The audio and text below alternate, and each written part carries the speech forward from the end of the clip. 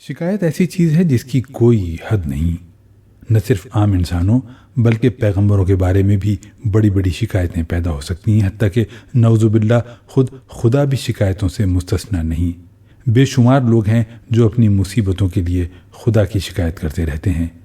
فلسفہ میں ایک مستقل بحث ہے جس کو بگاڑ کا مسئلہ کہا جاتا ہے۔ اس کے دعوے دار کہتے ہیں کہ یا تو خدا کا وجود نہیں ہے، اور اگر خدا ہے تو وہ کامل معیار والا نہیں۔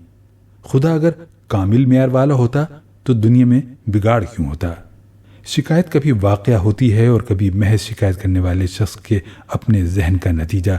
یہی وجہ ہے کہ قرآن میں یہ حکم دیا گیا ہے کہ جب تم کسی کے خلاف کوئی بات سنو تو اس کی تحقیق کرو۔ تحقیق سے معلوم ہو جائے گا کہ وہ بات صحیح تھی یا صحیح نہ تھی۔ شکایت کی بہت سی قسمیں ہیں۔ ان میں سب سے بری قسم وہ ہے جو احساس کمتری کے نتیجے میں پیدا ہوتی ہے۔ ایک شخص اپنے کو بطور خود بڑا سمجھ لیتا ہے۔ اب اگر اس شخص کا سابقہ کسی ایسے شخص سے پڑے جس کو خدا نے اس سے اوپر کر دیا ہو تو یہ اول الذکر شخص کے لیے بڑا سخت لمحہ ہوتا ہے۔ عام طور پر وہ تسلیم نہیں کر پاتا کہ دوسرا شخص بڑا ہے اور وہ چھوٹا۔ وہ اپنی بڑائی کے ٹوٹنے کو برداشت نہیں کر پاتا۔ اس کی شخصیت پھٹ جاتی ہے۔ وہ اپنی بڑائی کو باقی رکھنے کے لیے دوسرے شخص کو غلط ثابت کرنا شروع کر دیتا ہے۔ وہ اس پر جھوٹا الزام لگاتا ہے۔ وہ اس کی تحقیر کرتا ہے تاکہ اپنے جذبہ برتری کی تسکین حاصل کر سکے۔